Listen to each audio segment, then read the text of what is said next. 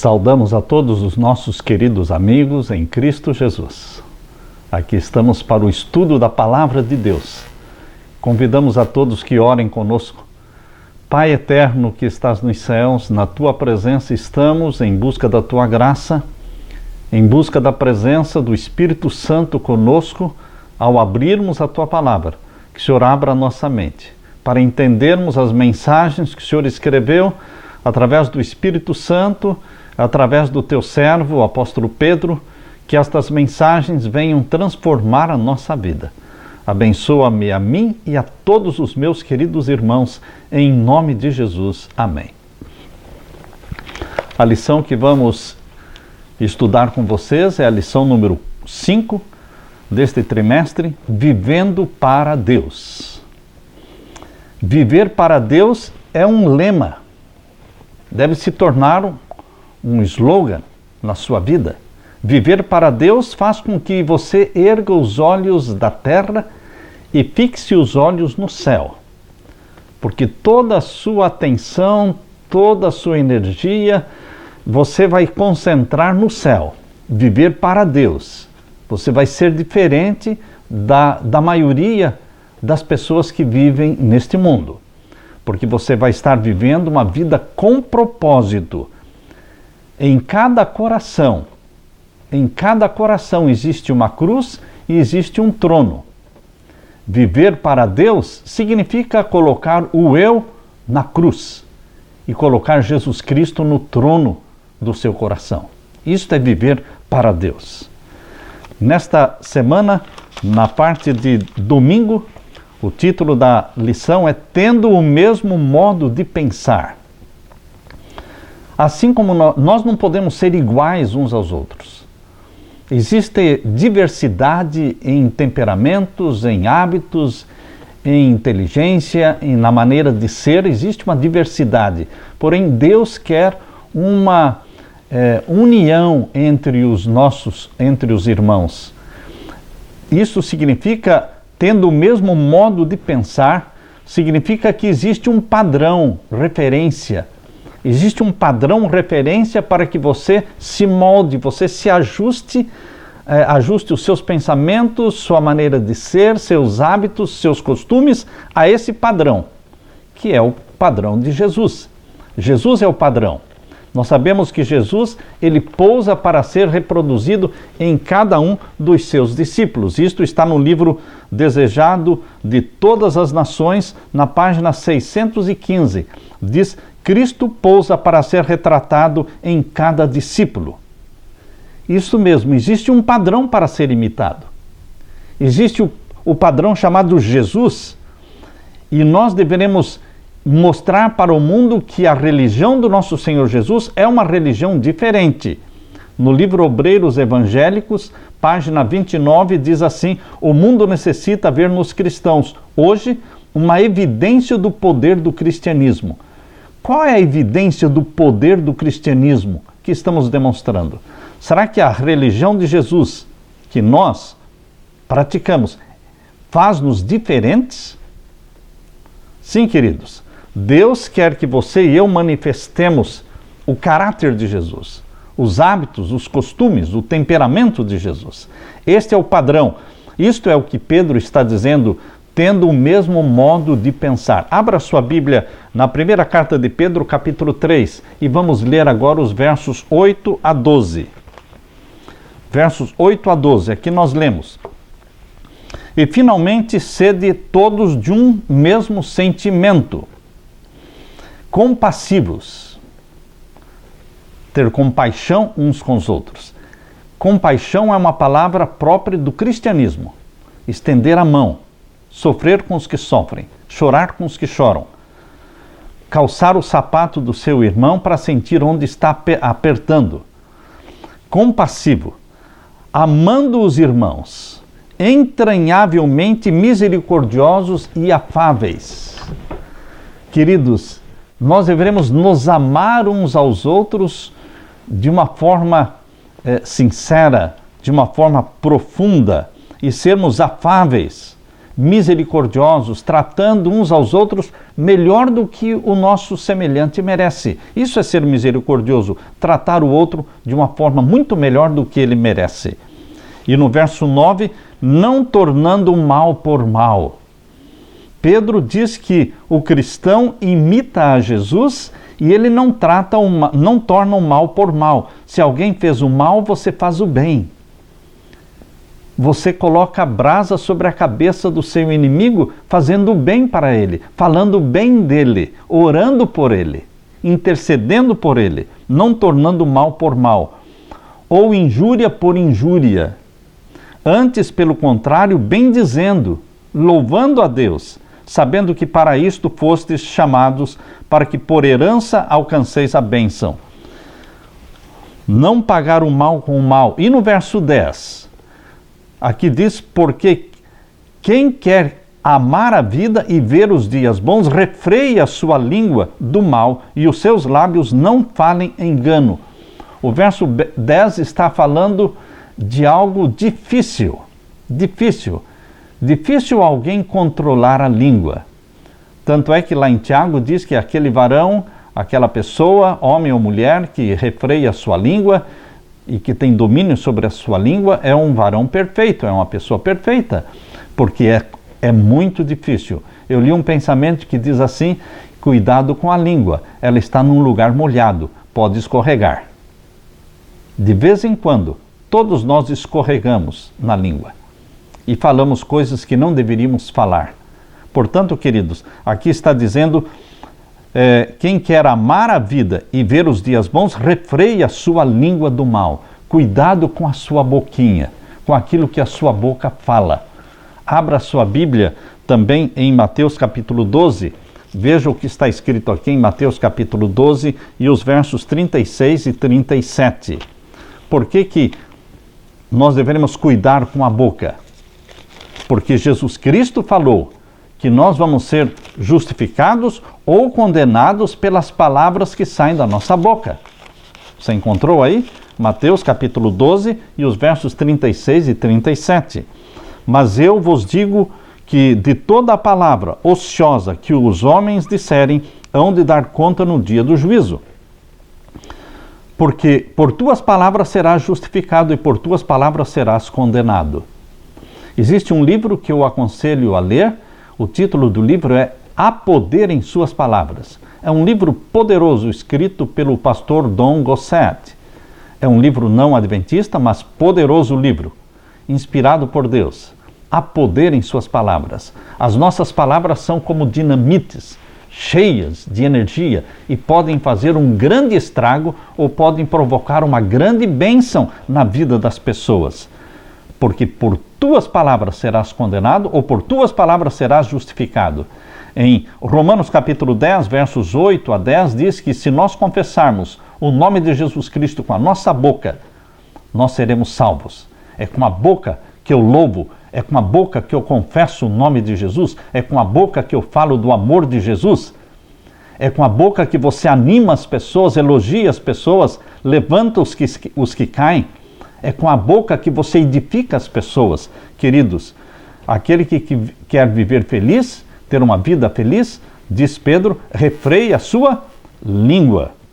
E o verso 11, volte lá para 1 Pedro capítulo 3, que nós estamos lendo.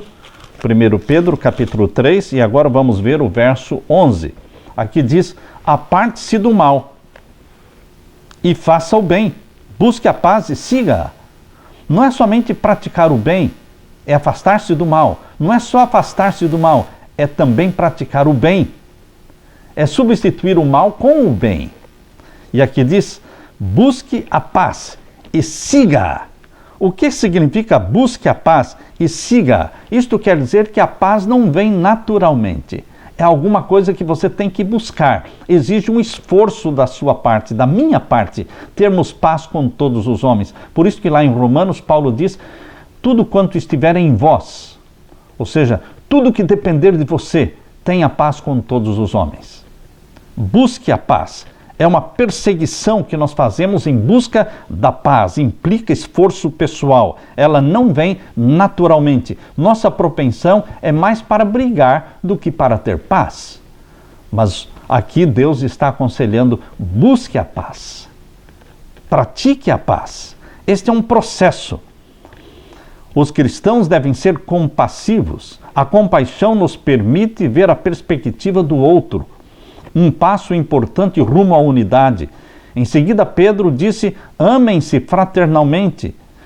E o próprio Jesus declarou que a maneira de reconhecer seus verdadeiros discípulos é verificar se eles têm amor uns pelos outros. Além disso, Pedro afirmou que os cristãos devem ter misericórdia e humildade.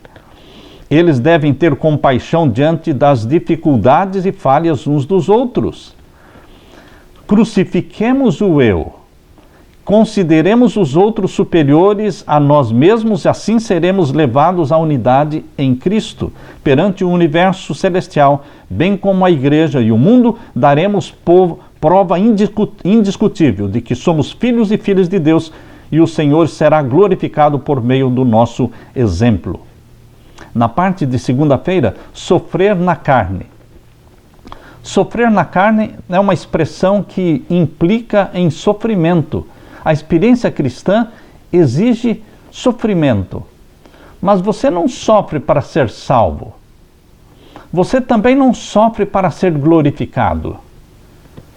Então, a experiência cristã ela é apresentada na Bíblia em 3 fases: justificação, santificação e glorificação. Na justificação não há sofrimento, porque você confessa os seus pecados e Cristo te perdoa. Você aceita Jesus como Salvador e Jesus te salva. Mas, queridos, na glorificação também não haverá sofrimento, porque o nosso corpo, na segunda vinda de Jesus, nosso corpo corrupto será revestido da incorruptibilidade e o que é mortal será revestido da imortalidade. Então, quando é que nós sofremos na carne? Não é no momento em que somos justificados pela fé em Cristo. E não será no momento em que seremos glorificados pela fé em Cristo. Ah, queridos, o sofrimento na carne, ele existe na segunda fase da experiência cristã, que se chama santificação. É nesse processo desta segunda fase, chamada santificação, que dura a vida toda. É aqui que nós temos que crucificar o eu cada dia. É aqui que nós vamos colocar o eu na cruz e Jesus Cristo no trono do nosso coração.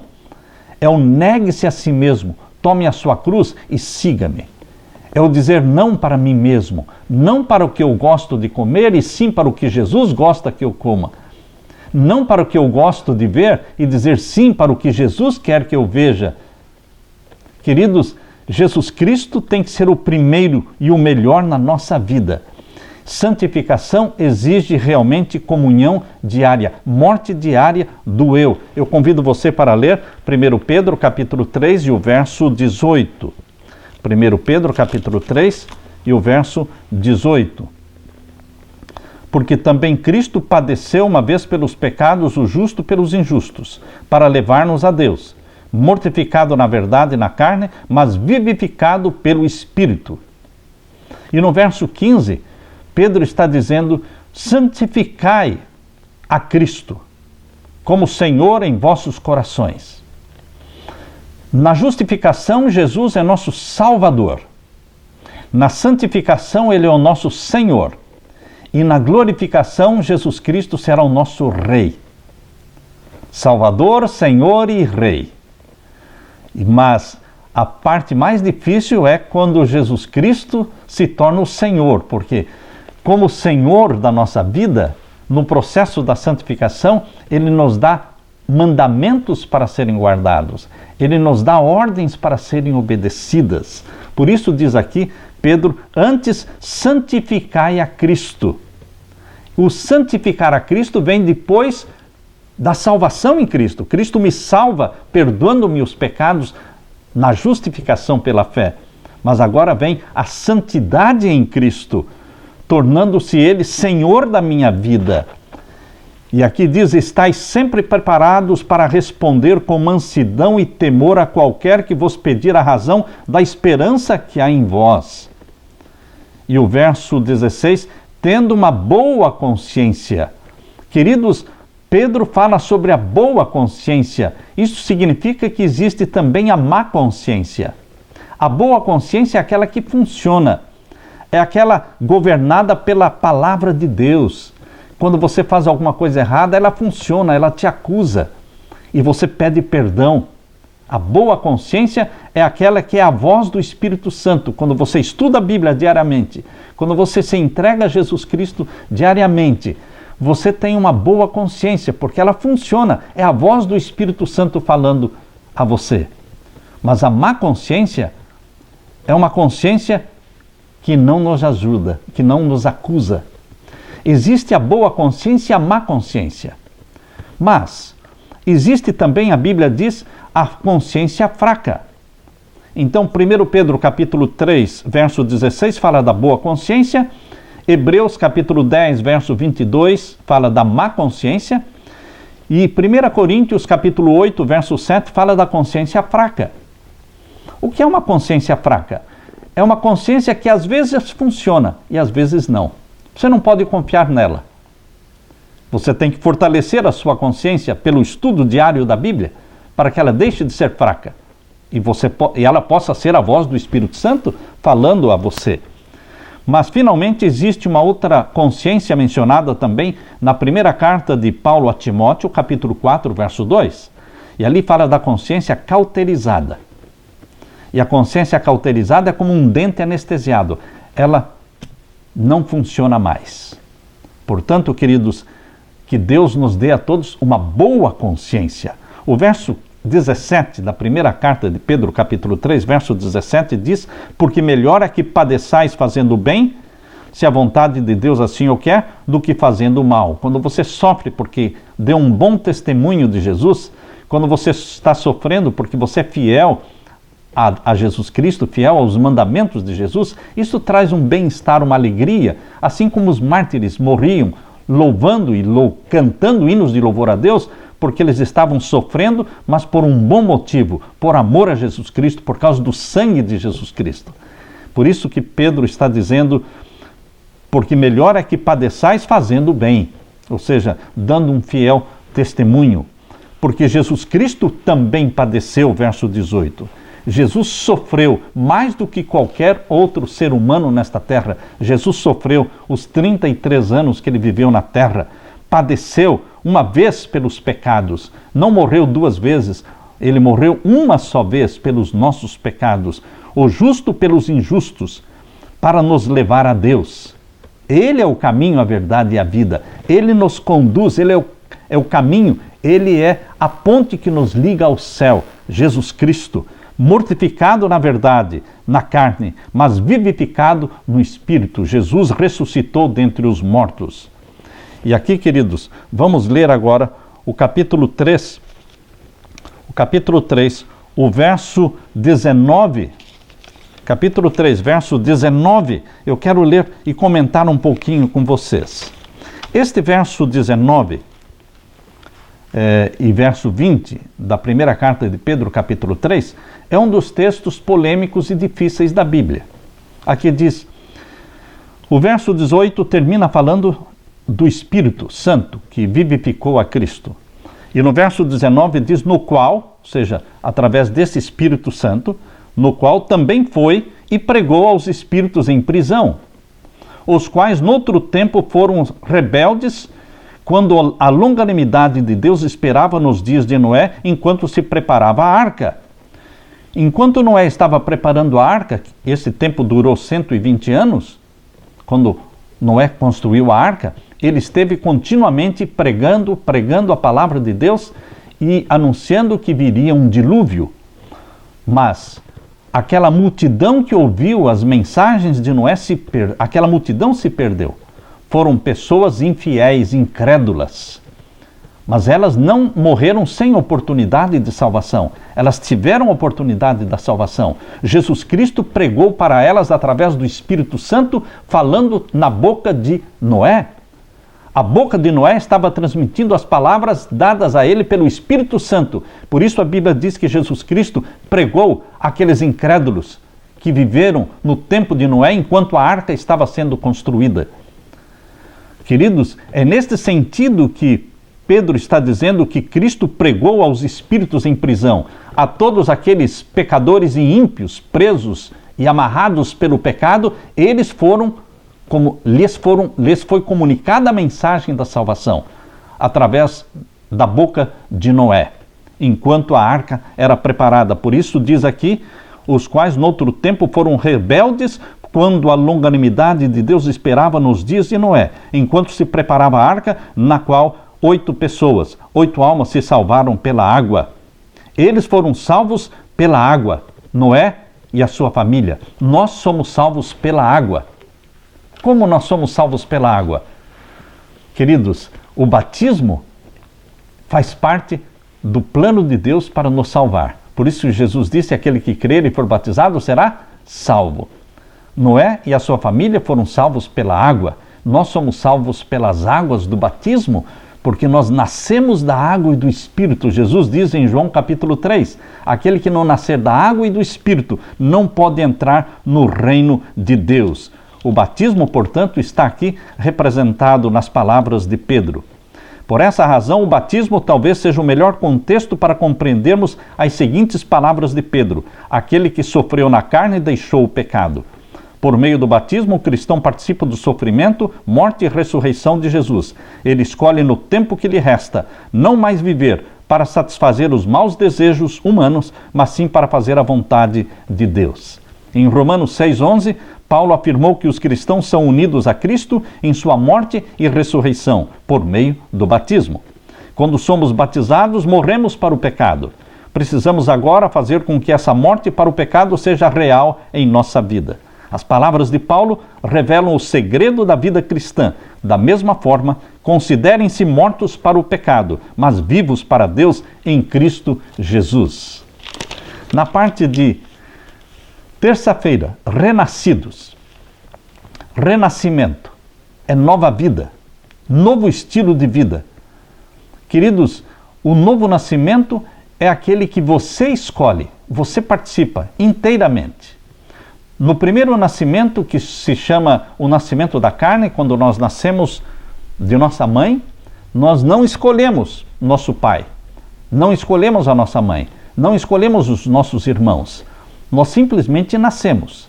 Mas o novo nascimento, mencionado em João capítulo 3, quando Jesus disse para Nicodemos, na verdade, em verdade te digo, que se não nascer de novo, não entrará no reino de Deus. Mas como nascer de novo? É o nascer da água e do Espírito. Isto é totalmente resultado da sua decisão de aceitar a Jesus como Salvador. Deixar que Jesus Cristo se torne o seu Salvador e permitir e pedir que o Espírito Santo gere em você a natureza santa e espiritual de Jesus. Isso é nascer da água e do Espírito. É a melhor e a maior decisão da nossa vida. Em Cristo temos nova vida, novo começo, novas criaturas. Nascemos de novo. Para aqueles que aceitaram a Cristo na fase adulta, isso significa que eles viverão de maneira diferente a partir do encontro com Cristo.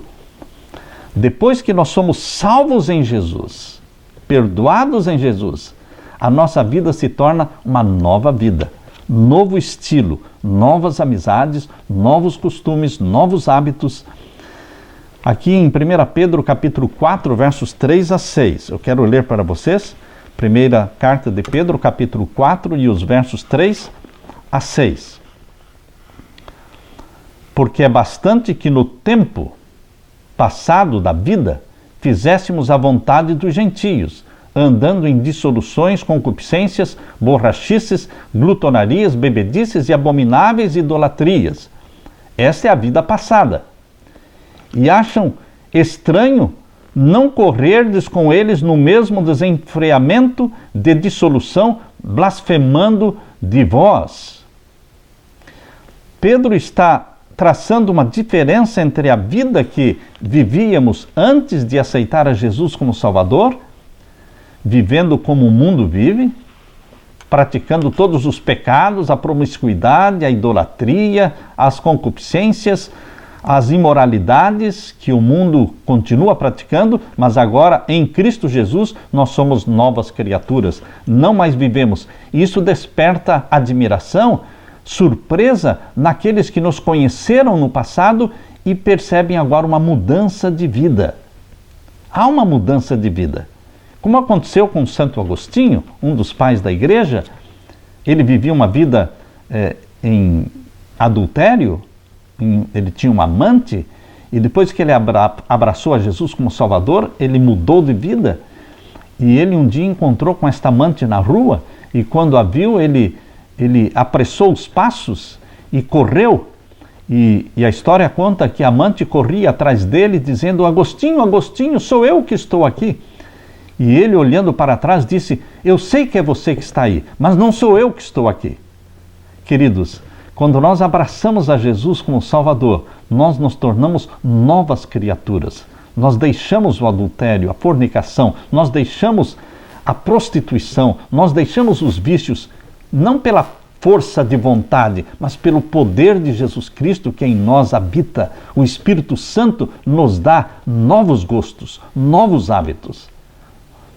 Portanto, queridos, o renascimento mencionado aqui pelo apóstolo Pedro, ele usando aqui uma linguagem moderna, diz: os dias de farra acabaram, porque agora, em Jesus Cristo, não mais orgias, não mais bebedices, não mais farras. Na verdade, de acordo com Pedro, a mudança que o cristão experimenta é tão grande que aqueles que o conheciam antes acham estranho que ele não mais participe dessa mesma devassidão. Assim, temos a oportunidade de testemunhar aos incrédulos sem ter que pregar.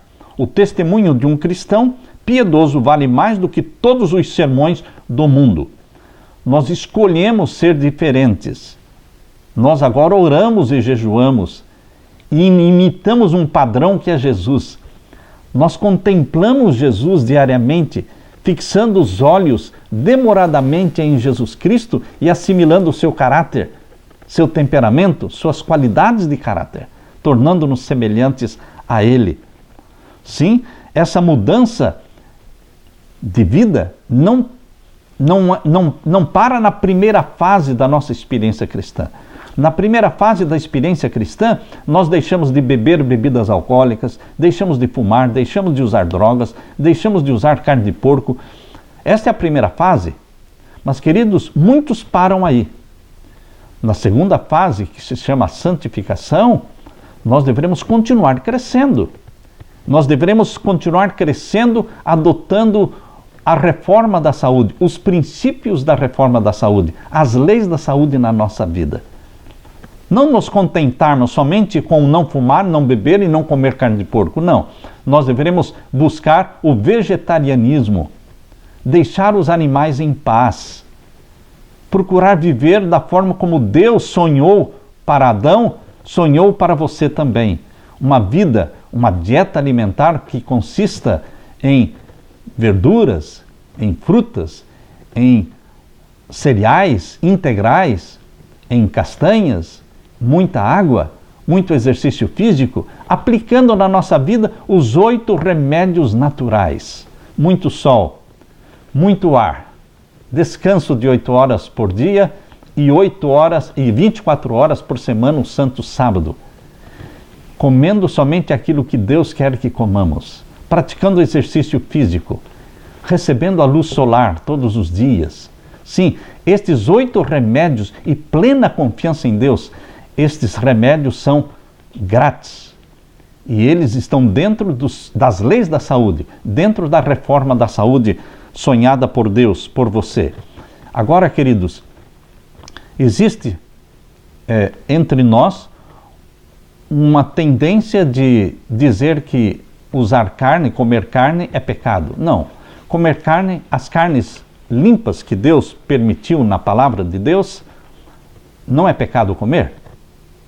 Mas, ao mesmo tempo em que não é pecado comer as carnes que Deus permitiu comer, eu quero deixar claro de que é pecado sim quando nós comemos estas carnes com a gordura e com o sangue. Abra sua Bíblia em Levíticos capítulo 7. Sou tocado pelo Espírito de Deus a falar isso para esclarecer um ponto em que muitas vezes as pessoas não entendem. O comer a carne, o plano de Deus é que nós aprendamos a viver sem a carne. Mas o comer a carne limpa, dos animais limpos, isto não é pecado, mas desde que seja sem a gordura e sem o sangue. Isso está em Levíticos capítulo 7, versos 22 em diante, diz: Depois falou o Senhor a Moisés, dizendo: Fala aos filhos de Israel, dizendo: Nenhuma gordura de boi, nem de carneiro, nem de cabra comereis. Porém pode usar-se da gordura do corpo morto e da gordura do dilacerado para toda obra, mas de nenhuma maneira a comereis. Porque qualquer que comer a gordura do animal, do qual se oferecer ao Senhor oferta queimada, a pessoa que a comer será extirpada dos seus povos. E nenhum sangue comereis em qualquer das vossas habitações, quer de aves, quer de gado. Toda pessoa que comer algum sangue, aquela pessoa será extirpada dos seus povos. Queridos, Deus exige que aqueles que vão comer uma carne não usem a carne com sangue, ou seja, busquem no açougue a carne kosher. Carne kosher é a carne usada pelos judeus, que é isenta do sangue e de toda a gordura. Siga a palavra de Deus, que Deus o oriente, o ilumine. Estamos crescendo cada dia no conhecimento e pela graça de Deus, faça planos para aprender a viver sem a carne. Implantar os princípios da reforma da saúde. Na parte de quarta-feira, queridos, pecados da carne.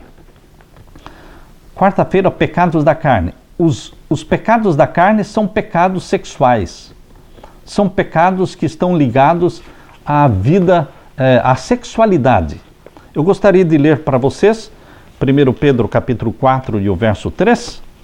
Primeira carta de Pedro, capítulo 4 e o verso 3. Abra sua Bíblia e vamos ler juntos. Capítulo 4 e o verso 3 da primeira carta de Pedro. Aqui lemos: Porque é bastante que no tempo passado da vida fizéssemos a vontade dos gentios, andando em dissoluções, concupiscências, borrachice, glutonarias, bebedices e abomináveis idolatrias. Aqui a lição de quarta-feira está falando que estas duas palavras usadas aqui para dissolução, aseugia, que significa sensualidade, e concupiscências, que vem da palavra grega epitomia, que significa luxúria ou desejo, são pecados sexuais. Todavia, para os cristãos é muito fácil transmitir a impressão errada sobre a sexualidade. A Bíblia não é contra o sexo. O sexo é um dom de Deus para o ser humano. E ele é sagrado. Tanto é que Deus deu a sexualidade para Adão e Eva e no sexto dia disse: crescei, frutificai-vos, enchei a terra. Isto foi na sexta-feira, antes do pecado. Portanto, o sexo é tão sagrado quanto o sábado, porque o sábado foi dado no sétimo dia e a sexualidade foi dada no sexto dia. Mas, queridos, a sexualidade tem sido usada para fins errados e de forma errada. O sexo, portanto, foi criado por Deus e para ser um dos principais ingredientes responsáveis por unir marido e mulher em um compromisso vitalício, formando a melhor base para a criação dos filhos. No casamento, entre um homem e uma mulher, a sexualidade é uma grande bênção. No lugar e contexto errados, a sexualidade pode ser uma das forças mais destrutivas do mundo. Infelizmente, o mundo hoje transformou esta bênção da sexualidade numa maldição, pelo mau uso, pela degeneração sexual. Aqui nós lemos, na parte de quarta-feira, em 2 Samuel, capítulo 11, verso 4, está falando do pecado de Davi com Batseba, Queridos, o pecado de Davi com Batseba se chama adultério. Isto é condenado pela palavra de Deus. Nós lemos também em 1 Coríntios capítulo 5, verso 1, quando fala de um rapaz que estava tendo relação sexual com a esposa do pai, ou seja, com a madrasta. E em 1 Coríntios capítulo 5, verso 1, Paulo demonstra o desagrado e a pecaminosidade da atitude deste rapaz, que deveria ser repreendido. Portanto, a fornicação ou incesto, o relacionamento sexual entre membros de uma mesma família. E em Gênesis capítulo 19, versos 5, está falando de Ló e suas filhas, quando as filhas de Ló o embebedaram e tiveram relação com ele e tiveram filhos com o próprio pai. Isto é chamado de incesto, isto é condenado pela palavra de Deus. Em 1 Coríntios capítulo 10, verso 8, está falando, fuja da prostituição. Portanto, queridos, vejam quantas palavras são usadas para falar dos pecados da carne, os pecados sexuais. Fornicação, envolvendo pessoas solteiras, em namoros, com intimidades, com carícias pesadas. Isto é fornicação. Pornografia, quando envolve a internet, o sexo virtual. A masturbação, o adultério, quando envolvem pessoas casadas. O incesto, quando envolvem pessoas da mesma família. Os abusos sexuais, muitas crianças abusadas, muitas meninas abusadas, muitos meninos abusados através da pedofilia. O estupro, que é quando a violentar a pessoa. A promiscuidade, a prostituição quando envolve uma mulher prostituta. Homossexualismo, que fala do sexo com a pessoa do mesmo sexo, relação sexual com a pessoa do mesmo sexo, ou lesbianismo, quando envolve uma mulher com uma mulher. Sexo anal. Pastor, mas sexo anal também é condenado? É antinatural. Sexo anal, sexo oral é antinatural. Não foi para isso que Deus fez a sua boca? Sexo oral não é o plano de Deus. Queridos, maridos e esposas devem orar, devem pedir a santidade de Deus no relacionamento conjugal, para que tenham a bênção de Deus sobre vocês. A pedofilia, que é muito grande, mesmo entre os clérigos, entre os sacerdotes, o sexo com animais, o sexo virtual, que hoje está proliferado. Queridos, Deus condena todos os pecados da carne, mas Deus abençoa a sexualidade. Deus abençoa o relacionamento sexual entre o marido e a esposa, protegidos pelo ambiente seguro do casamento. Que Deus te ilumine, que Deus santifique a sua vida, para que realmente você desfrute esta bênção da sexualidade e convide que Jesus Cristo possa estar presente, os anjos de Deus possam estar presentes, abençoando o seu casamento. Na parte de quinta-feira, o amor cobre tudo. Embora muitas vezes digamos que estamos esperando a volta de Jesus há 2000 anos, na realidade, queridos, ninguém espera a volta de Jesus por 2000 anos. O máximo que você e eu esperamos a volta de Jesus é poucos anos da nossa curta existência. Então, todo mundo que espera a volta de Jesus, espera a volta de Jesus por alguns anos, não por 2000 anos. Mas a palavra de Deus, todos aqueles que estudam a palavra de Deus, eles são possuídos de uma urgência da volta de Jesus. Mesmo no tempo de Pedro, os cristãos viviam com a expectativa do breve retorno de Jesus e do fim dos tempos. Por quê? Que todos que estudam a Bíblia têm aquela ideia da urgência da volta de Jesus. O Espírito Santo faz isso para que você viva pronto no dia de hoje, para que você não tenha na sua mente a ideia de que Jesus vai demorar 30, 40, 50 anos, então você tem muito tempo. Não. Quando você estuda a Bíblia, o Espírito Santo convence você e a mim da urgência, da iminência da volta de Jesus. E assim, ele nos leva a confessar os nossos pecados, a estarmos prontos hoje para a volta de Jesus. Sabemos disso porque Pedro escreveu: já está próximo o fim de todas as coisas. Portanto, sede sóbrios e vigiai em oração, 1 Pedro 4, verso 7. Em outras palavras, estejam preparados para o fim. Na realidade, o fim é simplesmente o momento depois que morremos. Fechamos nossos olhos na morte e não importa quanto tempo se passe, milhares de anos ou apenas alguns dias, veremos em seguida a segunda vinda de Jesus e o fim de deste mundo de pecado. Portanto, queridos, eu tenho que estar preparado hoje.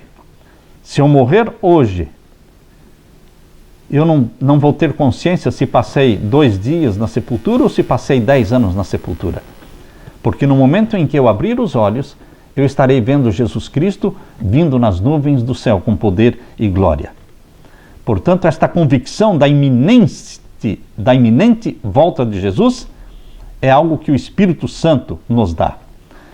Nós lemos em 1 Pedro capítulo 4, versos 7 a 11. E já está próximo o fim de todas as coisas. Portanto, sede sóbrios e vigiai em oração. Mas, sobretudo, tende ardente amor uns para com os outros, porque o amor cobrirá uma multidão de pecados. Sendo hospitaleiros uns para com os outros, sem murmurações. Cada um administre aos outros o dom como recebeu. E o verso 11, se alguém falar, fale segundo as palavras de Deus, se alguém administrar, administre segundo o poder de Deus, que Deus dá, para que em tudo Deus seja glorificado por Jesus Cristo, a quem pertence a glória e o poder para todos sempre. Amém. Queridos, todos os que estudam a palavra de Deus devem desenvolver o Espírito de Cristo, que era o Espírito de cobrir os pecados. Cristo perdoava o pecado e cobria o pecado. O que significa cobrir os pecados? É quando você não expõe a pessoa.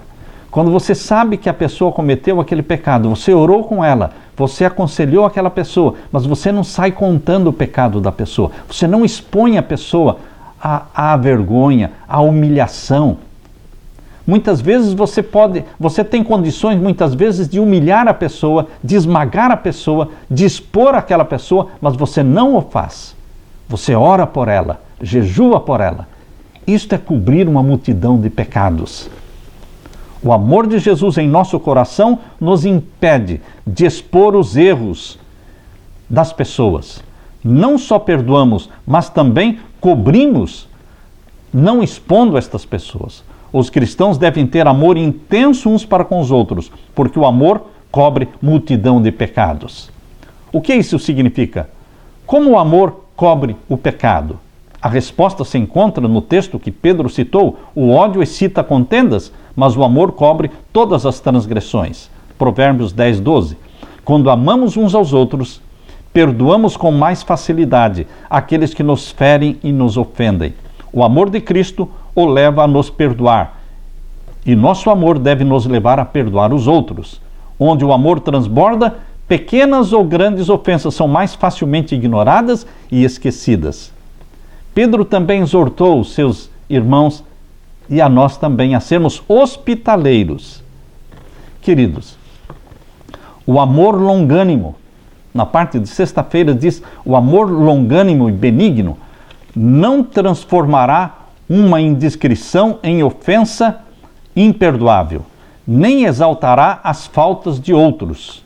As Escrituras ensinam claramente que os errantes devem ser tratados com tolerância e consideração. A pessoa está errada, a pessoa pecou, mas ela não precisa ser humilhada, ela não precisa ser pisada, ela não precisa ser esmagada. Você não precisa expor os pecados das pessoas. O amor de Jesus Cristo não me permite expor as pessoas. O amor de Jesus cobre uma multidão de pecados. Sua graça nunca leva à exposição dos erros dos outros, a menos que seja uma necessidade positiva. Diante dos acusadores da mulher adúltera, Jesus Cristo poderia sim ter se unido àquela multidão que estava humilhando a mulher, lançando-a no chão, pisando sobre ela. Jesus poderia ter se unido àquelas pessoas que tinham pedras nas mãos, mas Jesus não. Jesus não se uniu a elas. Jesus Cristo se levantou em defesa da mulher adúltera. Jesus a perdoou. Jesus cobriu os seus pecados. Cobrir os pecados foi exatamente o que o pai do filho pródigo fez quando o filho chegou esfarrapado, todo rasgado, todo sujo. O pai do filho pródigo correu ao encontro dele, cobriu-o com a sua capa. Não é vontade de Deus expor você, fazê-lo passar vergonha, humilhá-lo. Não. Jesus Cristo quer perdoar e quer levantar você do chão e fazer com que você caminhe vitoriosamente. Considere, por exemplo, Jesus e a mulher apanhada em adultério. Geralmente entendemos esse relato como uma história da graça de Cristo a uma mulher pecadora. No entanto, há também um elemento mais profundo. Ao confrontar aos líderes religiosos que haviam conduzido a mulher, por que Jesus escreveu os criminosos segredos da própria vida deles? Escreveu na areia, onde as palavras poderiam ser imediatamente apagadas. Por que Jesus escreveu na areia? Porque seriam imediatamente apagadas. Não era plano de Jesus estar expondo os pecados. Cada um olhou sobre a areia o que Jesus estava escrevendo e cada um viu ali o seu pecado. Mas Jesus não falou o pecado de cada um publicamente, abertamente. Jesus Cristo não faz isso. Por que ele não os acusou abertamente, declarando diante de todos ali os pecados deles, que deveriam ser tão ruins quanto os da mulher, ou até piores? Em vez disso, Jesus mostrou-lhes que conhecia o seu mal e sua hipocrisia, porém não os exporia aos outros. Que grande lição para mim e para você. O amor de Jesus Cristo nos faz chorar com os que choram, sofrer com os que sofrem, perdoar, defender os que estão sendo acusados, levantar os que estão caídos, animar os que estão abatidos, dar esperança para aqueles que já não têm mais esperança. Que o amor de Jesus seja derramado no seu coração, que nos amemos uns aos outros, que sejamos hospitaleiros, que levantemos bem alto o padrão de Jesus Cristo de amarmos-nos uns aos outros como Ele nos amou. O amor de Jesus Cristo é que nos faz verdadeiros discípulos. É isso que vai impressionar o mundo. É assim que os de fora olharão para vocês, cristãos, nós os cristãos, e dirão: vejam como eles se amam. Que o amor de Jesus seja, mais uma vez, derramado sobre você, meu querido irmão, em nome de Jesus. Amém.